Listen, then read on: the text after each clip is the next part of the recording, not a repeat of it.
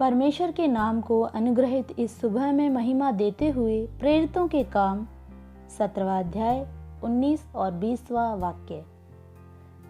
तब वे उसे अपने साथ अरियुपगुस पर ले गए और पूछा, क्या हम जान सकते हैं कि ये नया मत जो तू सुनाता है क्या है? क्योंकि तू अनोखी बातें हमें सुनाता है, इसीलिए हम जानना चाहते हैं कि इसका अर्थ क्या है। अनुग्रहित वचन के आधार पर जानने की इच्छा, क्यूरियोसिटी विषय पर मनन करने में परमेश्वर हम सभी की सहायता करे। पूरी सृष्टि में मनुष्य की सृष्टि अलग तरीके से करने के पीछे का कारण मनुष्य को परमेश्वर ने जानने की एक इच्छा प्रदान की। उस इच्छा के कारण आज मनुष्य हर क्षेत्र में उन्नति प्राप्त कर रहा है। सब कुछ जानने की इच्छा मनुष्य में होती है, वो अच्छी बात है। वहीं कई बार जो नहीं जानना है उसके लिए मनुष्य अत्यधिक प्रयत्न करता है और जो जानना है उसे नहीं जान पाता। ये मनुष्य की बड़ी हार का कारण भी बनता है। पढ़े गए वचन के 18वें वाक्य में इपिकुरी व स्तोइकी पंडितों के बारे में कहा गया है। वे बड़े ज्ञानी थे। प्रेरित पौलुस का प्रचार सुनकर वे उनको स्वीकार व ग्रहण नहीं कर पा रहे थे। वे उसे अरियुपगुस ले जाकर उससे कहा कि तू जो प्रचार करता है वो नया मत है। यह कहकर उसके बारे में और उससे जानना चाहा। तो वो जानने की जो इच्छा है उसके कारण प्रेरित उनके सामने सत्य वचन को रख पाया। यही नहीं, भूमि पर सबको जीवन, सांस, सब कुछ देने वाला परमेश्वर मनुष्य द्वारा रची गई मूर्ति या तराशी हुई सुंदर कलाकृति, सोना, चांदी, पत्थर उसके वचन के बराबर ना है और ना ही परमेश्वर का इसमें वास है।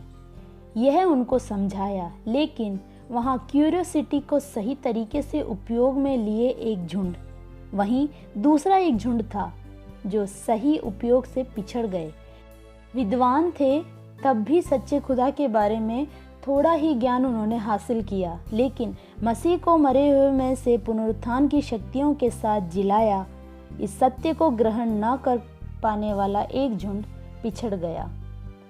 लेकिन इस अध्याय के अंतिम भाग यानी 34वें वाक्य में लिखा है कि परंतु कुछ मनुष्य उसके साथ मिल गए और विश्वास किया, जिसमें दियोनुसियुस जो अरियुपगुस का सदस्य था और दमरिस नाम की एक स्त्री थी और उसके साथ और भी लोग थे।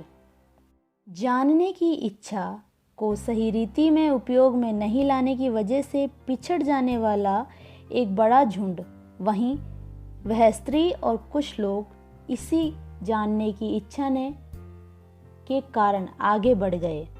वचन के भाग से हम यह समझ सकते हैं, सत्य को पहचानते हैं तो प्रश्न पूछना ही पड़ेगा।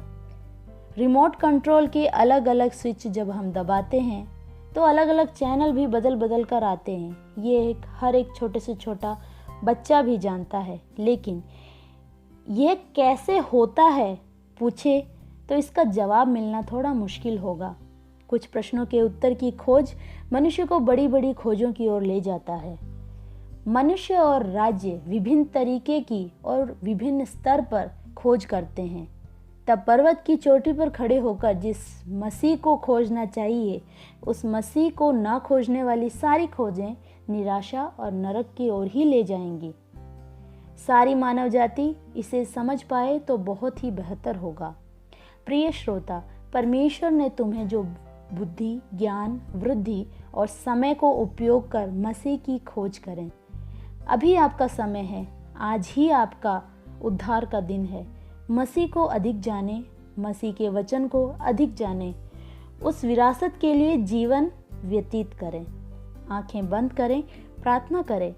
पवित्र पिता, आपको जानने और ग्रहण करने के लिए और आप पर विश्वास करने के लिए हमारी सहायता करें। सत्य को जानने की इच्छा सभी लोगों में परमेश्वर आप प्रदान करें। इस अंतिम दिनों में पूरे संसार के लोग आपको ग्रहण करने पाएं। आमीन। Have a blessed day.